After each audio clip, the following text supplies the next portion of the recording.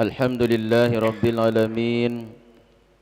Wassalatu wassalamu ala ashrafil mursalin Sayyidina wa maulana Muhammad wa ala alihi wa sahbihi ajma'in. Amma ba'du. Al-Mukarram Bapak Tuan Guru, selaku narasumber kita pada malam hari ini yang sama-sama kita hormati dan muliakan,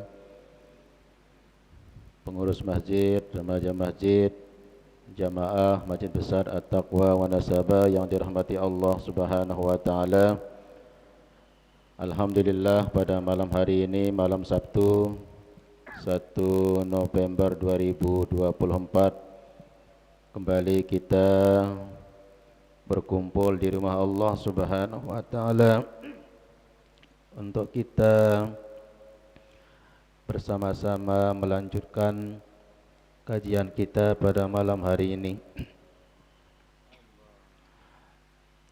Untuk menyingkat waktu, mari kita buka kajian kita malam hari ini dengan bersama-sama melafazkan al-basmalah. Bismillahirrahmanirrahim. Selanjutnya mari kita dengarkan mukadimah kajian yang langsung disampaikan oleh Al-Mukarram Bapak Tuan Guru. Pada beliau waktu kami haturkan.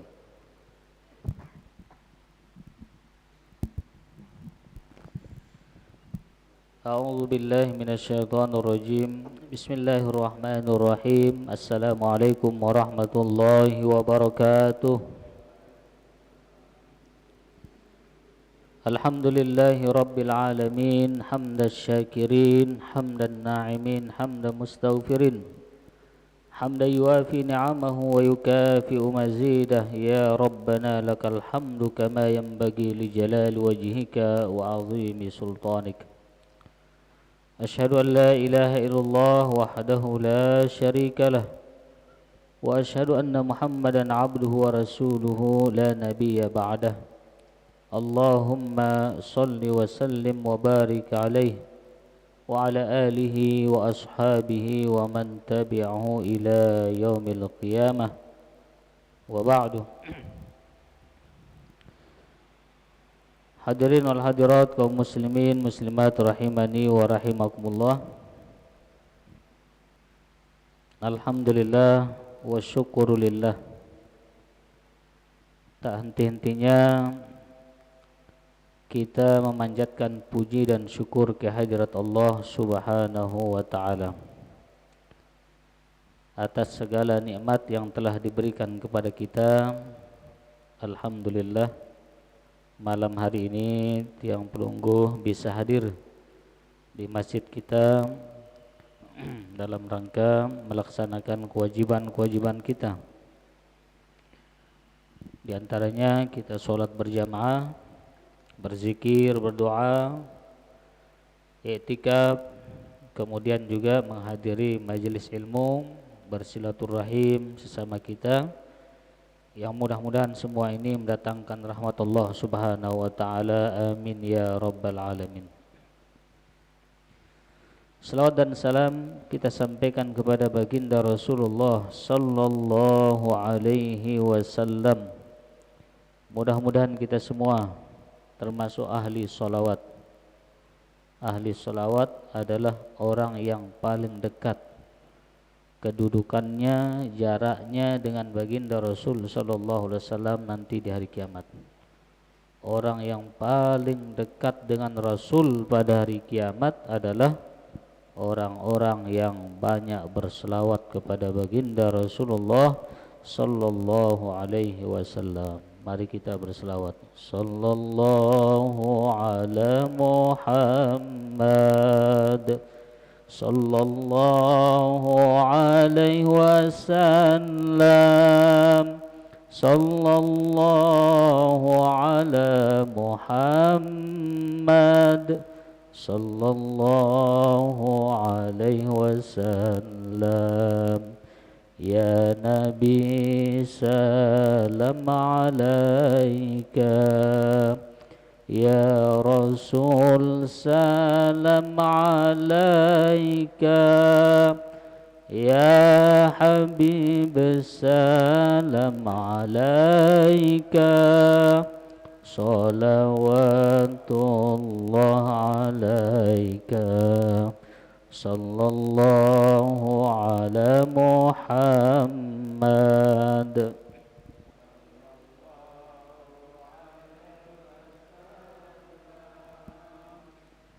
Sallallahu ala Muhammad, sallallahu alaihi wasallam. Hadirin yang dirahmati Allah Subhanahu wa taala.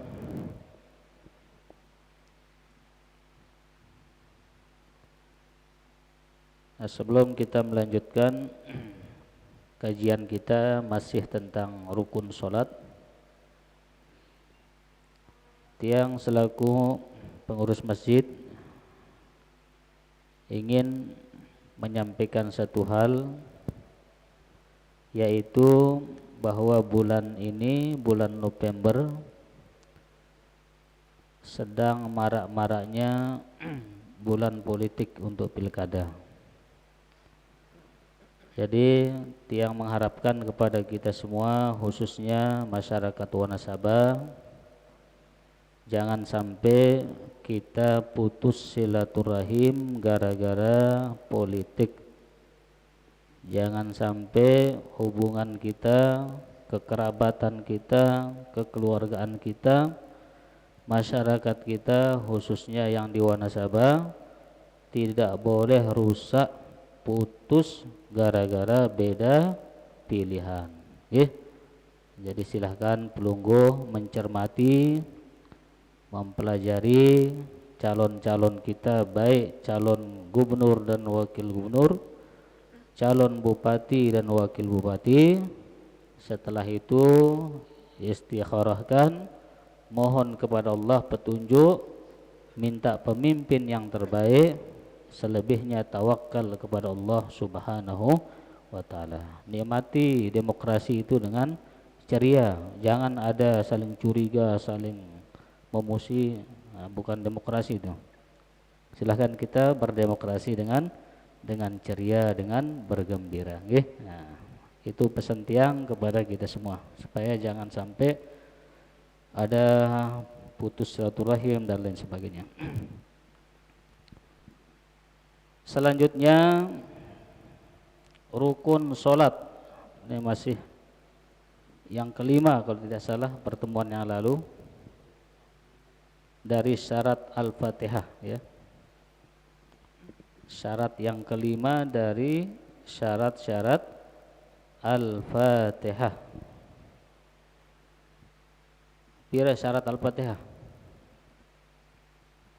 Ya. Harap linggih masih ingat.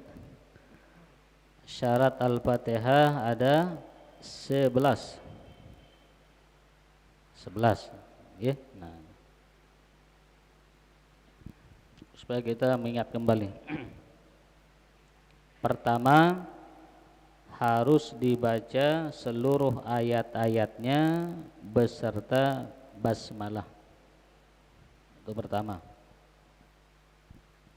Yang kedua, harus memperhatikan tasydid yang ada di dalam surat Al-Fatihah, yang jumlahnya sebanyak berapa? Lupa masih? Sebanyak 14. Harus, ya, perhatikan tasydidnya, jangan sampai kurang. Kemudian yang ketiga, harus bersambung, tidak boleh terputus. Ukuran bersambung atau terputusnya, kalau imam dari ayat pertama ke ayat kedua diamnya melebihi satu napas, berarti itu sudah terputus, ya, maka dia harus balik, karena syarat Fatihah itu adalah al-muwalah, yaitu dia bersambung. Kemudian yang keempat, yaitu harus dibaca dengan tartib. Ayat pertama, ayat kedua, ayat ketiga sampai ayat yang ke-7. Tidak boleh dibolak-balik. Kemudian yang kelima yaitu ikhrajul hurufi min makharijiha, mengeluarkan huruf-huruf ya dari huruf-huruf yang ada di dalam suratul Fatihah dari makhrajnya, dari tempat keluarnya. Nah, ini memang perlu pelajaran khusus ya. Nah, belajar makharijul huruf, sifatul huruf, tajwidul huruf, karena di masyarakat kita yang sendiri alami dari kecil, yang kita pelajari hanya tajwidnya saja. Tajwidnya. Tidak pernah kita mendengar makharijul hurufnya. Tidak pernah kita diajarkan sifat hurufnya.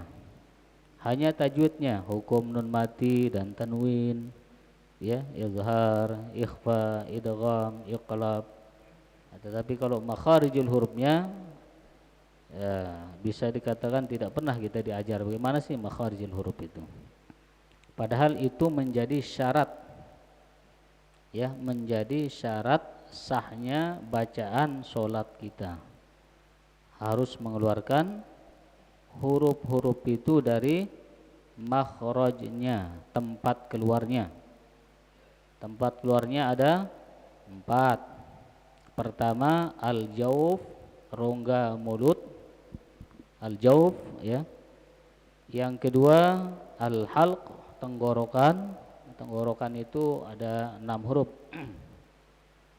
Kemudian ada al-famu, mulut ya, mulut kita ini banyak bagiannya. Ada lisan, ada bibir. Lisan pun banyak cabangnya.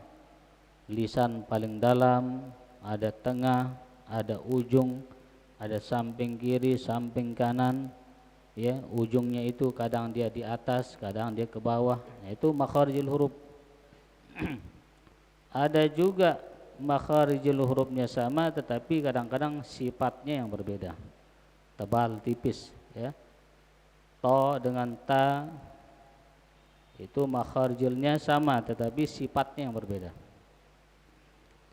Yang keempat makharijul huruf itu namanya al-khayshum, yaitu rongga hidung, tempat keluarnya huruf atau suara gunnah. Nah, itu di hidung, al-khayshum namanya. Nah, itu yang perlu ya kita pelajari supaya Fatihah kita betul-betul sempurna sesuai dengan yang diharapkan di dalam syarat suratul Fatihah, yaitu mengeluarkan huruf-huruf dari makhrajnya. Yang keenam, di sini ada keterangan beliau. Falau abdala harfan bi harfin ma'al qudrati 'alan nutqi lam tasih qira'atuhu wa illa sahat walau qala siratal ladina biddali al muhmalah lam tasih salatuhu kama nabbahu alaihi al asnawi afada dzalika ar-ramli. Kalau seseorang mengganti huruf,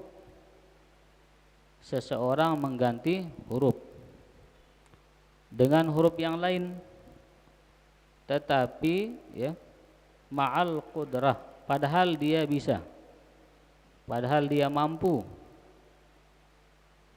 maka orang tersebut tidak sah bacaannya. Kalau orang mengganti huruf padahal dia mampu untuk mengucapkan huruf tersebut, maka tidak sah bacaannya. Ya, maka tidak sah bacaannya. Kalau tidak sah bacaannya, berarti sholatnya tidak sah. Kalau bacaan Fatihahnya tidak sah, tidak diterima, berarti sholatnya pun juga tidak sah. Contohnya, walau qala, kalau orang membaca siratal ladina biddal, zal diganti dengan dal. Siratal ladina, ladina bukan ladzi. Padahal dia mampu mengucapkan huruf zal. Huruf zal, zal itu makhrajnya di mana? Di kalangan sugul. Huruf zal di ujung lidah. Ujung lidah dia keluar sedikit. Ya. Di antara dua gigi kita, gigi atas, gigi bawah. Za. Sama dengan sa. Ya. Dia padahal bisa za, siratal ladzi. Tetapi dia siratal ladzi biddal. Nah, beliau mencontohkan begitu di sini. Lam tasih, maka tidak sah. Salatnya tidak sah. Tetapi syaratnya ma'al qudrati, dia mampu, dia bisa. Bagaimana kalau orang nggak bisa? Ya beda hukumnya. Namanya orang yang tidak bisa sudah berusaha. Hukumnya beda. Ada orang ya, dalam hadis disebutkan walladzi yaqra'ul Qur'an wa yatata'ta fi, ada orang membaca Al-Qur'an dan dia kesulitan menyebutkan huruf itu. Susah. Mungkin karena sebab lisannya bermasalah atau mungkin ada faktor yang lain. Yang jelas dia sudah berusaha, tetapi masih yatata'ta, kata baginda Rasul, dia masih terbata-bata dan dia kesulitan. Maka kata baginda Rasul sallallahu alaihi wasallam, falahu ajran, dia mendapatkan 2 ganjaran, 2 pahala. Dia mendapatkan 2 pahala. 1 pahala dia membaca Al-Quran, 1 pahala dia sudah berusaha. Usahanya itu yang dihargai. Dia sudah berusaha, tetapi masih wa yatata'ta, dia terbata-bata. Asy-Syaikh Abdullah kalau tidak salah ya, beliau menanggapi hadis ini supaya tidak salah dipahami. Syekh Abdullah salah seorang guru kami ya di bidang Quran, ketika talaki dulu dan mengambil sanad juga dari beliau.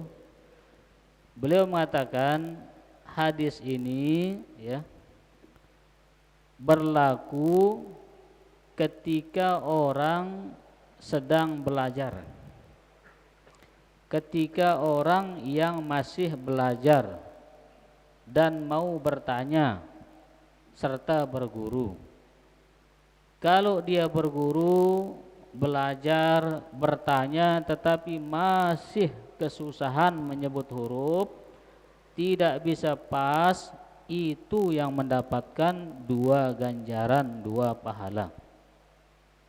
Tapi kalau ada orang dia gengsi bertanya, malu berguru, besar kepala, takut teguran, membaca Quran ya, kemudian salah, maka dia mendapatkan dosa.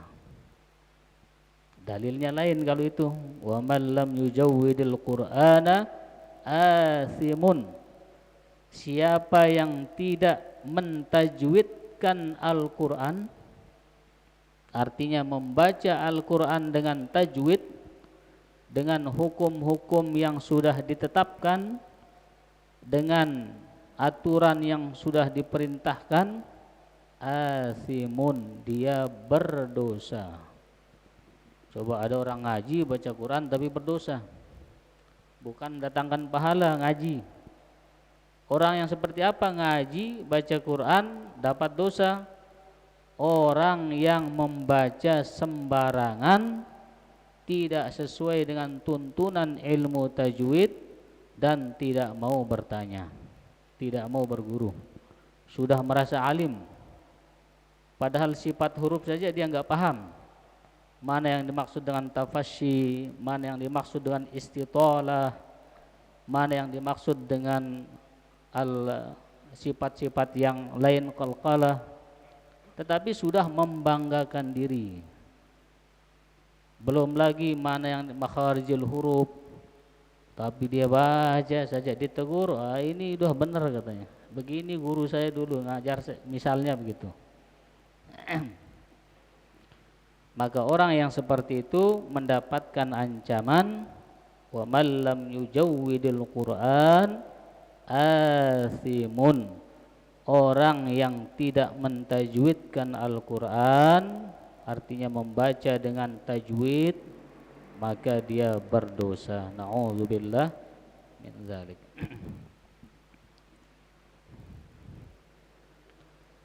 Karena membaca Al-Quran itu ada tuntunannya, ada perintahnya. Jadi nggak bisa kita asal-asalan. Karena Allah sendiri yang memerintahkan. Warattilil Qur'ana tartila. Bacalah Al-Quran itu dengan tartil. Tartil itu kata Imam Ali, tajwidul huruf wa ma'rifatul wuquf.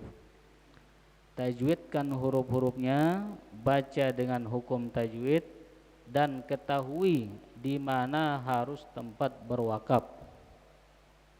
Itu namanya tartil. Nah, kata beliau begitu. Orang baru dikatakan membaca Al-Quran dengan tartil, syaratnya dua menurut Imam Ali karramallahu wajhah.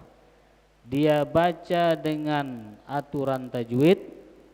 Yang kedua, dia harus paham di mana dia harus wakaf berhenti dan di mana dia harus ibtida memulai. Karena wakaf ibtida ini kalau tidak hati-hati bisa merusak makna. Bisa merusak makna dari Al-Quran tersebut. Kalau kita nggak hati-hati, asal sembarangan wakaf, asal sembarangan mengambil memulai, nah ini perlu ilmu juga, perlu ilmu. Maka ilmu itu luas sekali, luas, perlu kita belajar lama, perlu kita belajar banyak. Tidak boleh kita merasa pintar puas kalau sudah menuntut ilmu itu. Semakin ilmu itu kita gali, maka kita akan merasa semakin bodoh. Semakin ilmu kita gali, kita akan pasti merasa semakin bodoh, semakin kerdil, semakin kecil. Nah, begitu ciri-ciri orang yang menuntut ilmu. Maka orang yang salah membaca, mengubah huruf, padahal dia mampu, maka tidak sah bacaannya dan sholatnya juga tidak sah. Maka perlu kita belajar sholat ini harus betul-betul. Jangan sampai di akhirat nanti kita minta pahala sholat, mana pahala sholat ternyata nggak ada. Kok nggak ada? Ya nggak benar. Cara sholatnya nggak sah, nggak benar. Bagaimana mendatangkan pahala? Karena dia nggak mau belajar. Maka perlu kita perbaiki. Kemudian yang ke berapa nih? 7 ya? 6. Ya. Yang keenam, salamatum minal lahni. Syarat yang keenam dari suratul Fatihah harus selamat dari lahan. Lahan itu, lahnun itu artinya kesalahan. Lahnun di dalam bacaan Al-Quran itu ada dua. Ada lahnun jali, ada lahnun khafi, ada lahnun jali yang terang, orang secara umum tahu. Ada lahnun khafi, hanya orang-orang yang mendalami ilmu Al-Quran, ilmu tajwid yang tahu. Kalau orang umum dia tidak tahu. Itu namanya lahnun khafi. Maka kita diminta, ya, syarat yang ketujuh itu bacaan kita harus selamat dari lahnun, ya. Salamatum minal lahni al-mudir. Kama nabbahul musannifu ala dzalika, sebagaimana yang diingatkan oleh pengarang kitab dengan ungkapan beliau, ya, ungkapan beliau wa adamil lahnil mukhilli bil ma'na, tidak boleh membaca Fatihah itu dengan kesalahan yang fatal yang menyebabkan maknanya berubah. Nah, itu namanya lahnun al-mukhilli bil ma'na. Tidak boleh bacaan Fatihah kita itu salah sampai kesalahannya itu merubah makna, ya. Al-mughayyiru bil ma'na. Misalnya seperti ini lahnun jali maksud beliau. Qadhammit ta'i an'amtu ay kasriha an'amti, ya. Orang baca an'amta, dia baca an'amtu. Siratal ladzina an'amtu, dia bilang gitu. Nah, ini berarti sudah merusak makna. Karena an'amta artinya yang telah engkau beri nikmat, yang telah engkau berikan nikmat. Kalau diubah an'amtu berarti artinya apa? Yang telah aku beri nikmat. Berarti dia yang beri nikmat, bukan Allah. Berarti yang membaca itu berarti kan sudah rusak maknanya. Siratal ladzina an'amtu alaihim, ya, dirusak maknanya. Nah, maka itu namanya lahnun jali. Semua orang sudah tahu itu.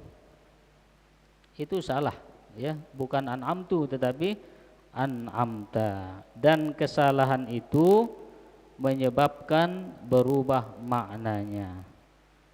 Au kasri kaf, atau dia membaris bawahkan kaf.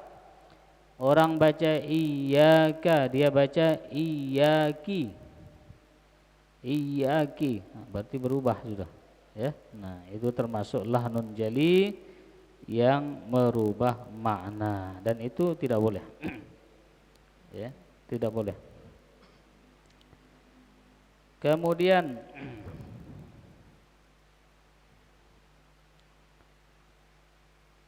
wa yahrumu al-lahnul ladzi lam yakhil wa la yabtil, dan diharamkan membaca dengan salah walaupun tidak merubah makna. Walaupun tidak merubah makna, apalagi merubah makna, tetapi tetap diharamkan, ya, walaupun tidak merubah makna. Seperti kata beliau, karafa'iha, membaris dapankan ha, ya, membaris dapankan ha. Orang baca alhamdulillahi, dia baca alhamdulillahu, ha? Walaupun tidak merubah makna tetapi dia salah. Tidak merubah makna tapi salah, itu diharamkan juga. Wa fathid dal, membaris ataskan dal, huruf dal. Misalnya, ya, orang baca iyyaka na'budu, dia baca iyyaka na'buda. Nah, itu diharamkan juga, ya. Walaupun tidak merubah makna. Walaupun tidak membatalkan kata beliau di sini, karena dia tidak merubah makna. Nah, dan tidak membatalkan, tetapi tetap diharamkan. Kemudian syarat yang ketujuh, qiraatuha bil arabiyyati, harus membaca ya Al-Fatihah itu dengan bahasa Arab. Tidak boleh diganti dengan terjemahannya. Kan ada dulu orang ya berpaham, udah Fatihahnya kita ganti dengan bahasa Indonesia saja. Enggak boleh. Ya. Syarat Fatihah itu yang ketujuh, qiraatuha bil arabiyyati, harus dibaca dengan bahasa Arab. Falau qara'aha bi lughatin ghairiha batalat salatuhu. Kalau seseorang membaca Al-Fatihah dengan selain bahasa Arab, maka batallah salatnya. Batallah salatnya, enggak sah salatnya. Kalau orang membaca Fatihah ya dengan selain bahasa Arab. Ini perlu kita ya ketahui bersama, terutama generasi kita, supaya jangan sampai terbawa paham-paham nanti udah kita baca Fatihah dengan Indonesia saja, biar kita lebih paham maknanya, biar lebih khusyuk kita, daripada pakai bahasa Arab kita nggak paham maknanya, nggak khusyuk. Nah, takutnya ada pemikiran begitu. Maka perlu kita ketahui syaratnya ya dalam baca suratul Fatihah.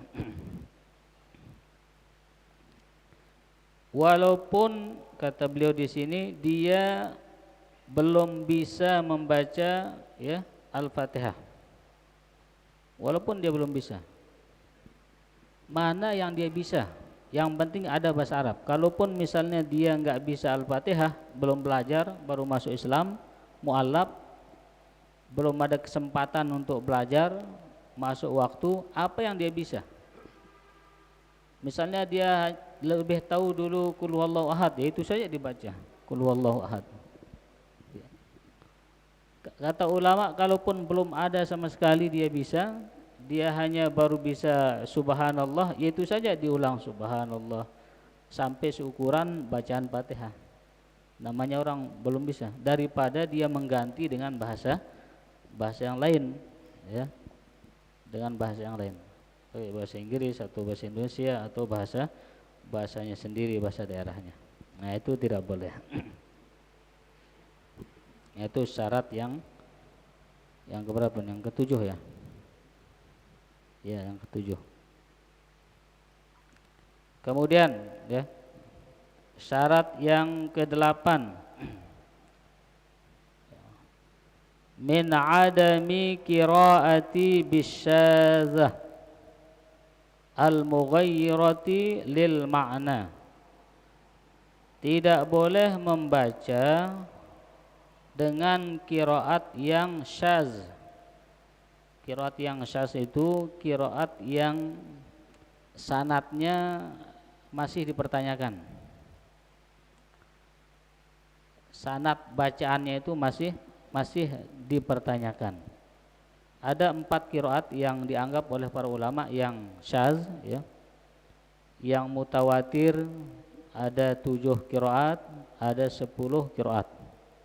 Nah, kalau yang itu pun kadang-kadang ulama juga ada mensyaratkan ya. Qiraat-qiraat yang lain itu. Selama dia mutawatir silahkan. Tetapi kalau dia sudah syadz, apalagi sampai merusak makna, itu tidak dibolehkan ya di dalam bacaan suratul Fatihah ataupun bacaan Al-Quran. Tapi kalau qiraat yang mu'tabarah, qiraat sab'ah, ada orang yang bisa qiraat sab'ah ya dia tahu aturannya, ya silahkan. Selama dia tahu hukumnya, tahu aturannya, karena qiraat ini banyak sekali aturannya, luar biasa. Yang dulu setelah selesai qiraat Hafisan Asim, pindah ke qiraat ya Warsan Nafi, luar biasa aturannya. Hukum-hukumnya luar biasa banyak ya. Tapi belum selesai. Warsan Nafi. karena memang butuh waktu lama untuk belajar qiraat itu, butuh waktu yang lama. Nah, al-muhim ya di sini beliau mensyaratkan tidak boleh membaca Fatihah dengan qiraat yang syaz ya. Nah, yang aneh lah itu, qiraat yang aneh.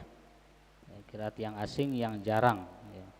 Tidak seperti qiraat-qiraat yang sudah banyak dibaca oleh orang-orang ahli. Kemudian syarat yang ke-9 ada musharif. Tidak boleh ada yang menyebabkan berpaling dari bacaan Fatihah kita itu. Misalnya orang vaksin ya. Begitu baca Fatihah ada vaksin. Kemudian dia baca alhamdulillah setelah vaksin. Nah, itu enggak boleh itu. Ya. Tidak boleh ada yang menyebabkan dia berpaling ya. Kalau dia misalnya baru bismillahirrahmanirrahim vaksin terus, kemudian dah alhamdulillah vaksin alhamdulillah, enggak boleh itu ya. Berarti dia harus ulang lagi, jadi bukan apa namanya dia harus batal ulang dari niat, enggak, tinggal dia mengulang dari bismillahirrahmanirrahim alhamdulillahirabbil alamin. Sama halnya ya, untuk sebagai maklumat ya, orang misalnya ya sholat dia lupa baca Fatihah, tetapi dia langsung baca ayat misalnya. Nah, itu kalau kita tahu aturannya, sebenarnya kalau sudah terlanjur tinggal ya rakaat yang dia tidak membaca Fatihah itu sudah tidak dianggap. Berarti dia tinggal ulang ya, rakaat yang kedua itulah yang menjadi rakaat pertama. Jadi enggak perlu kita ribut batal sholat semua, enggak perlu. Kalau kita tahu aturan mainnya, tinggal rakaat yang kedua itu berubah posisinya menjadi rakaat pertama. Tinggal begitu saja sebenarnya, enggak perlu kita sampai harus ribut dan lain sebagainya. Tapi karena kita kurang sosialisasi, masih kurang tahu, menyebabkan kadang-kadang ribut kita. Soalnya enggak perlu kita ribut. Ya, misalnya kalau terjadi nanti suatu waktu, kadang-kadang mungkin terjadi. Misalnya sholat-sholat yang jarang kita kerjakan sekali setahun ya, atau sekali sebulan. Mungkin terjadi imam lupa baca Fatihah. Itu hal yang mungkin terjadi. Maka kalau makmumnya sudah ngaji, imamnya sudah ngaji, enggak perlu kita sampai ribut ya. Nah, tinggal kita ikuti aturan mainnya.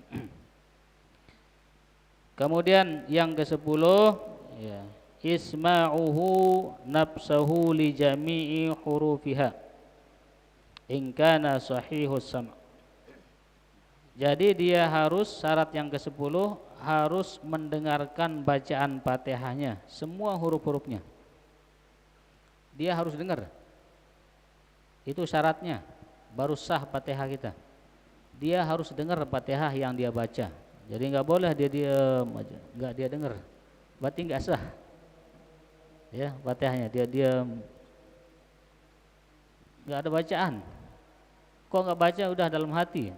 Gimana baca dalam hati? Itu bukan rukun qalbi, itu rukun qauli yang harus dibaca dan harus didengar. Maka syarat Fatihah kita baru sah, harus didengar oleh dirinya sendiri. Yang terakhir ya, yang ke-11 syaratnya adalah iqa'uha bi jami'i hurufiha ba'dal qiyamil wajib. Dia membaca Fatihah itu setelah posisinya berdiri tegak. Jangan sambil jalan. Ya, takut ketegalan sambil jalan baca Fatihah, enggak boleh. Harus setelah posisinya betul-betul sudah tegak berdiri. Wallahu subhanahu wa ta'ala a'la wa a'lam. Terima kasih kami sampaikan kepada Al-Mukarram Pak Tuan Guru yang sudah menyampaikan mukadimah kajian malam ini. Sebelum kita buka tanya jawab, kami informasikan kepada jamaah yang ada di rumah bahwa waktu Isya sudah tiba. Lagi sekali waktu azan Isya sudah tiba. Baik kepada jamaah yang mengikuti kajian, mungkin ada dari penjelasan mukadimah tadi yang perlu dipertanyakan, kami persilakan untuk menyampaikan pertanyaan dengan mengangkat tangan. Sila.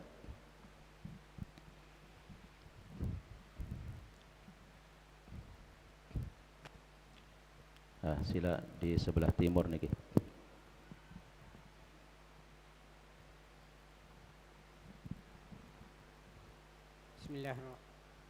Bismillahirrahmanirrahim. Assalamualaikum warahmatullahi wabarakatuh. Terima kasih Tuan Guru atas kesempatan yang diberikan kepada kami. Yang akan kami tanyakan di sini masalah tuntutan ilmu tajwid ini sekaligus makhrajnya atau sifatnya. Adakah aturan tentang berapa lama kita akan menuntutnya sehingga akan mengesahkan kita menjadi imam tentang ilmu tajwid atau bacaan Al-Quran ini? Terima kasih Tuan Guru. Assalamualaikum warahmatullahi wabarakatuh. Waalaikumsalam warahmatullahi wabarakatuh. Tentang waktu, ya. Kalau masalah waktu ini, kalau di Mesir, ya, kapan kita boleh mengajarkan Al-Quran, kapan kita boleh menjadi imam? Setelah kita mendapatkan izin ijazah dari guru. Kalau di Mesir kita belajar, sudah belajar lama, guru mengatakan, oh bacaanmu sudah benar, kamu sudah diberikan ijazah tertulis. Saya memberikan ijazah kepada murid saya ini, ijazah yang saya ambil dari guru saya mengambil dari gurunya, gurunya mengambil dari gurunya, sampai kepada baginda Rasul sallallahu alaihi wasallam, sampai malaikat Jibril, dan sampai kepada Allah Subhanahu wa taala. Itu tertulis.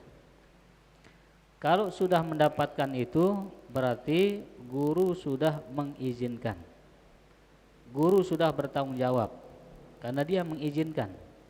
Yang memberikan ijazah artinya tanda bahwa dia boleh untuk mengajarkan Al-Quran dan untuk juga menjadi imam. Semua yang terkait Al-Quran berarti dia boleh jadi imam, jadi guru. Itu kalau di Mesir begitu aturannya.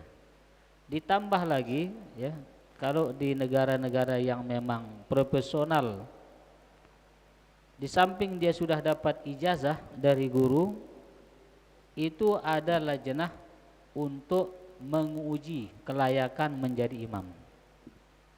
Diuji dulu, ini layak enggak?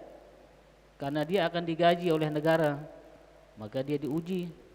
Nah, kalau negara-negara yang seperti di Mesir atau mungkin di Malaysia begitu, diuji, dites, oh ini lulus, ya, karena dia sudah mengaji, sudah dapat ijazah dari guru, kemudian lagi dibuat bentuk badan untuk penguji menjadi imam dan khatib, maka dinyatakan lulus, barulah dia boleh menjadi imam dan khatib sekaligus. Sehingga masjid-masjid yang di Mesir, di Malaysia itu imam dan khatibnya enggak banyak, satu yang dapatkan izin itu, yang mendapatkan izin atau lulus atau misalnya sertifikat gitu dari pemerintah, itulah yang berhak. Yang lain tidak boleh. Yang lain tidak boleh. Karena dikhawatirkan nanti salah, karena ini menjadi mimpin orang banyak sholat. Jadi harus betul-betul. Nah, kalau masalah waktu, ya, kalau kita mau profesional, maka orang yang sudah belajar dan bukti belajarnya dia sudah mendapatkan izin, ya, dari guru tempat dia mengaji, maka dia baru boleh untuk, ya, mengajar ataupun menjadi imam. Karena kalau menghitung waktu kan beda-beda, ada orang cepat, ada orang lambat. yang nggak bisa kita samakan, tergantung nanti gurunya mengizinkan apa tidak. Begitu juga syarat membuka lembaga-lembaga tahfiz, harus orang yang membuka itu sudah punya sanad ijazah yang bersambung sampai baginda Rasul Shallallahu Alaihi Wasallam, supaya pertanggungjawabannya itu benar. Karena ini firman Allah, nggak boleh kita sembarangan, ya. Kalau orang mengajar matematika saja harus dia punya ijazah, harus dia ada ijazahnya. Mana buktinya? Nah, ini ijazahnya sudah kuliah. Oh, baru boleh mengajar matematika, baru boleh mengajar fisika, apalagi mengajar Al-Quran. Jadi harus ada ijazahnya, nggak boleh sembarangan. Maka, nah itulah yang menjadi tugas kita sekarang. Nah, bagaimana guru-guru yang mengajar Al-Quran itu, ya, sebaiknya sudah punya ijazah sanad dari guru yang bersambung kepada baginda Rasul Sallallahu Alaihi Wasallam. Tapi kalau belum ada, ya apa boleh dikata, yang penting jalan sajalah dulu, ya. Yang penting jalan, tidak terlalu jauh kesalahannya, ya kita tawakal kepada Allah Subhanahu Wa Taala. Mudah-mudahan Allah memaafkan segala kekurangan kita. Wallahu a'lam. Silakan, mungkin ada lagi. Sila Ustaz Afifuddin. Bismillahirrahmanirrahim. Assalamualaikum warahmatullahi wabarakatuh. Terima kasih atas kesempatan yang diberikan. Kaitannya dengan syarat-syarat bacaan suratul Fatihah, pada bulan Ramadan yang lalu kita kedatangan tamu dari Mesir, Imam besar. Nah, pada saat beliau mengimami sholat tarawih kemarin, dia menggunakan qiraat yang lain, sementara yang sudah masyhur dipakai oleh saudara-saudara kita, umumnya kita di Lombok pada khususnya, itu menggunakan qiraat Bani Hashim. Nah, persoalannya sekarang, apakah sah salat kita padahal qiraat yang dipakai itu ada keraguan dalam diri kita karena kita tidak tahu apakah kita percaya 100% terhadap dia dengan qiraat yang dia baca, sementara hati kita tetap menolak dengan qiraat yang dipakai, bacaan yang dia pakai. Karena keyakinan itu akan muncul dari pengetahuan kita terhadap apa yang kita amalkan. Itu yang pertama. Kemudian yang kedua, kaitannya dengan pernah juga terjadi ketika bacaan suratul Fatihah ini terlupakan. Nah, seperti surah Bapak Tuan Guru tadi, ada caranya ketika kita melanjutkan ketinggalan atau salahnya pada rakaat yang pertama tadi. Ini contohnya pada salat Idul Fitri misalnya, apakah takbirnya kita baca atau hanya langsung kita baca suratul Fatihah lalu ayat lalu, nah begitu. Mungkin hanya ini dulu. Terima kasih. Wassalamualaikum warahmatullahi wabarakatuh. Waalaikumsalam warahmatullahi wabarakatuh. Jadi pertanyaan pertama tentang qiraat. Qiraat itu ada yang mutawatirah, ada yang syaz. Yang beliau syaratkan tadi qiraat yang syaz. Ada 10 qiraat yang mutawatirah yang memang sanadnya jelas bersambung, ya, dibenarkan oleh baginda Rasul SAW. Karena memang orang Arab ini kan beda-beda lahjahnya. Ada yang bisa nyebut sin, ada yang nggak bisa. Ya, ketika dia nyebut, ya, ihdinas si, dia nggak bisa nyebut sin. Memang Arab begitu dulu, dari dulu begitu lahjahnya, nggak bisa. Dia bisa hanya zo. ihdinas siratal mustaqim. Ada orang Arab nggak bisa bilang alaihim, bisanya alaihum saja. Memang begitu dari dulu, dari zaman Nabi. Dibacakan alaihim nggak bisa, alaihum katanya. Ya, memang begitu. Sehingga itulah muncul qiraat itu dan dibenarkan oleh baginda Rasul sallallahu alaihi wasallam. Kaitannya dengan imam kita, ya, imam masjid besar, ya, Al-Azhar, itu untuk menjadi imam itu sulit sekali kalau di Azhar, apalagi menjadi imam Masjid Azhar itu. Dari sekian ribu yang berdaftar itu, ya, mungkin hanya berapa yang diambil, satu atau dua dari sekian ribu. Setelah seleksi, beliaulah yang terpilih, Syekh Salim, ahli qiraat. Sekarang juga buka di Mesir Mahat Qiraat, ya, beliau sudah buka. Nah, kalau beliau itu memang ahlinya dan sudah ada ijazah sanadnya dari gurunya, dan beliau juga kuliahnya di qiraat, sehingga beliau membaca qiraat yang mutawatirah. Beliau baca Hamzah, ya, qiraat Imam Hamzah. Kadang-kadang beliau membaca, ya, qiraat Imam Nafi', riwayat dari Warsh, ya. Beliau selalu kasih tahu kita, ini saya baca qiraat ini dengan riwayat yang ini, beliau sampaikan, dan itu riwayat yang sahih, yang benar dari baginda Rasul sallallahu alaihi wasallam. Makanya jangan kita ragu kalau sudah ahlinya. Nanti kalau naik pesawat ragu pilotnya, ini kan susah, kita nggak jadi kita terbang kalau kita masih ragu. Maka kalau kita sudah mendatangkan ahlinya, udah yakin saja sudah, kalau memang ahlinya, buang keraguan itu. Sebagaimana kita naik pesawat, udah siapapun pilotnya yakin sudah akan terbang begitu. Kalau kita perlu teliti pilotnya siapa, nggak jadi kita kemana-mana, ya, nggak jadi. Maka nah kita datangkan yang ahlinya, dan insya Allah, ya, nah kita yakin itu bukan imam sembarangan, imam Masjid Al-Azhar, supaya kita yakin. Kemudian yang kedua, ketika terjadi, ya, dan bisa jadi akan terjadi, orang lupa membaca Fatihah ketika sholat yang jarang, sholat tahunan, Idul Fitri, Idul Adha. Maka ketika dia lupa dan sudah terlanjur, sudah dia balik lagi, rakaat kedua berubah menjadi rakaat pertama. Kaitannya dengan kaifiatnya kalau ingin sempurna, maka seperti cara melaksanakan rakaat pertama, ada takbir 7, ya. Nah, tapi kalaupun tidak, kan itu tidak menjadi rukun, itu sunnah. Yang menjadi masalah itu Fatihah, karena dia rukun.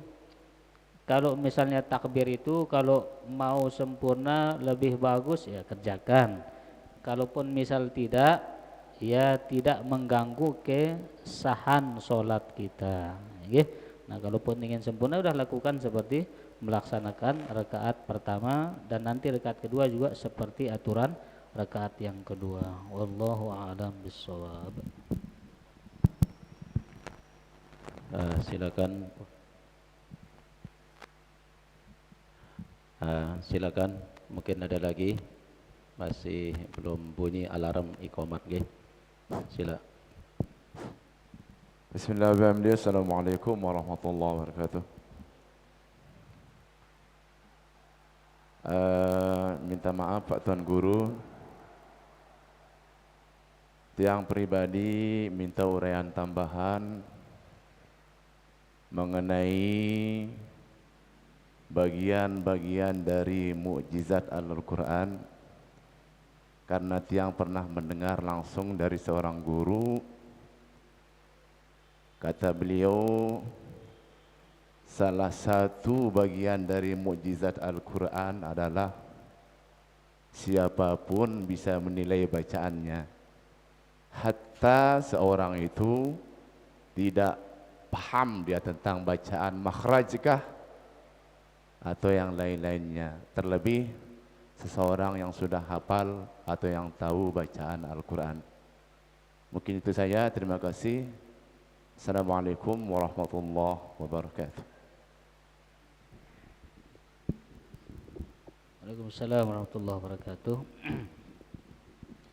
Al-Quran ini yang menjadi mukjizat, bagi baginda Rasul sallallahu alaihi wasallam yang katakanlah mukjizat yang abadi.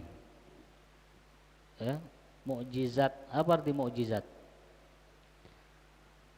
Apa arti mukjizat? Mukjiz itu artinya yang melemahkan. Mukjizat itu, mukjiz artinya yang melemahkan.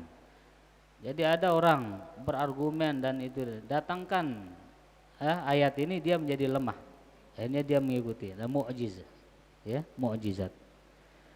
Mukjizat Al-Qur'an sampai hari ini belum ada yang mampu untuk menandinginya sampai hari ini. Jangankan Al-Qur'an semuanya, satu surat pun belum ada. Ada enggak orang yang bisa membaca Al-Qur'an sampai hari ini? Mukjizat Al-Qur'an tetap terjaga dari dulu sampai sekarang.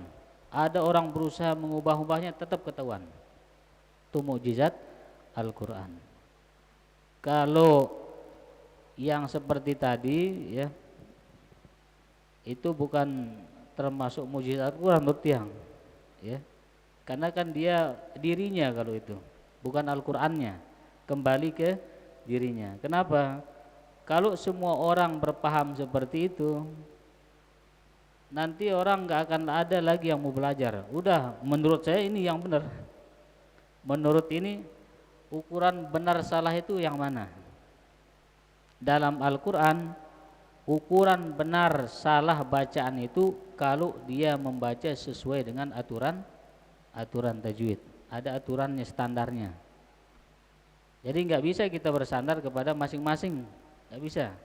Standar benar, sahih, ya, bacaan Al-Qur'an itu kalau dia membaca sesuai dengan aturan tajwidnya. Dan itu pun tidak cukup dengan sendiri kita belajar tajwid, nggak cukup. Kata ulama, kalau ingin belajar Al-Qur'an itu dia harus talaqi, harus jumpa dengan guru. Karena ada hal-hal yang tidak bisa kita praktik sendiri walaupun kita tahu teorinya. Walaupun kita tahu teorinya, tapi cara praktiknya harus melihat bacaan guru, melihat mulut guru, itu talaqi. Kalaupun sekarang misalnya susah, nggak ada waktu, kan bisa nanti lewat YouTube kalau mencari guru yang betul-betul mutqin, ya, bisa saja. Sekarang sudah canggih, tidak ada alasan lagi kita nggak bisa. Sekarang dipermudah, dunia ini sudah mudah sekali, sangat mudah. Maka kalau bicara tentang sahih, benar atau tidaknya bacaan, tidak bisa kita mengukur dengan diri kita sendiri dengan alasan mukjizat Al-Qur'an, tidak bisa. Karena standar benar atau salah itu sudah baku disepakati oleh para ulama, yaitu menggunakan standar tajwidul Quran. Tajwid Quran itu mencakup pertama tajwidul huruf, kedua makharijul huruf, ketiga sifatul huruf, ditambah dengan waqaf wal ibtida. Ini menjadi kesepakatan para ulama. Nah, jadi kalau mukjizat Al-Qur'an itu, Al-Qur'an tidak pernah berubah sampai hari ini, tidak ada yang bisa menandinginya, dan Al-Qur'an itu sampai hari ini mungkin satu-satunya kitab yang masih dibaca, padahal sudah berapa ribu tahun. Orang banyak nulis kitab mungkin sekali dua kali baca sudah bosan, tapi Al-Qur'an sampai hari ini dan sampai hari kiamat itu akan tetap dibaca. Itulah termasuk mukjizat Al-Qur'an. Wallahu a'lam bishawab. Silakan kalau masih ada, tinggal satu mungkin, sila.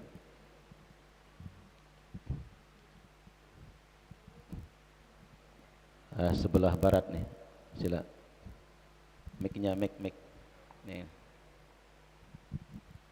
Tinggal satu pertanyaan baru kita akan tutup.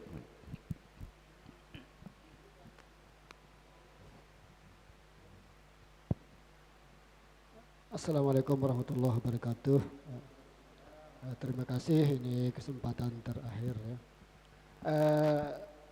Yang langsung saja yang tanyakan, bolehkah kita menggunakan satu qiraat, misalnya dalam pembacaan surat Al-Fatihah, menggunakan satu qiraat atau menggunakan dua qiraat gitu. Nah kemudian kita menggunakan satu qiraat pada pembacaan ayat dan satu qiraat pembacaan Al-Fatihah. Boleh hendak itu dalam sholat. Terima kasih. Taib, aturan di dalam qiraat itu ya. Jadi dalam satu maqra itu dia harus satu qiraat. Misalnya Fatihah menggunakan ya Imam Asim. Ya dia dalam satu dalam satu makra itu Fatihah itu harus selesai Imam Asim, nggak boleh dicampur. Begitu juga nanti dalam suratnya. Maka jangankan beda qiraat, dalam satu qiraat pun dia tidak boleh mengubah aturan-aturan ya matnya. Dia harus istiqomah. Misalnya dalam dia baca qiraat ya Asim ya. Kemudian dia sudah menetapkan dari awal dia membaca mat aridul sukunnya 4 harakat. Jadi dia harus dari awal Fatihah itu sampai akhir Fatihah 4 harakat. Gak boleh diubah menjadi 2. Harus tetap itu aturannya. Gak boleh dia main-main ini 2 harakat, di sini 4 harakat. Misalnya Bismillahirrahmanirrahim 4 dipakai. Maka selanjutnya sampai terakhir itu harus 4. Alhamdulillahi rabbil alamin Ar-Rahmanir Rahim. Gak boleh dia ubah kedua. Maliki yaumiddin Iyyaka na'budu wa iyyaka nasta'in. Gak boleh. Harus 4 dari awal sampai akhir. Ini dalam satu qiraat. Apalagi beda-beda qiraat. Dalam satu qiraat pun kalau kita sudah menetapkan mat adul sukun dari awal misalnya pakai 2 sampai waladdallin harus 2. Kalau dari pertama menggunakan 4 harokat Bismillahirrahmanirrahim maka sampai waladdallin harus 4 sampai akhir. Itu aturannya. Jadi nggak boleh kita main-main. Sekarang 2, nanti 4, sekarang nggak boleh ya. Nah harus stabil dari awal. Kalau mau pakai 2, 2 sampai akhir. Mau pakai 4, 4 sampai akhir. Wallahu a'lam bishawab. Demikianlah kajian kita malam hari ini. Mudah-mudahan apa yang disampaikan tadi dan apa yang tadi ditanyakan mudah-mudahan bisa kita pahami dan bisa kita amalkan. Mari kita tutup kajian kita dengan bersama-sama melafazkan kalimat hamdalah. Alhamdulillahirabbil alamin. Sekian, wassalamualaikum warahmatullahi wabarakatuh.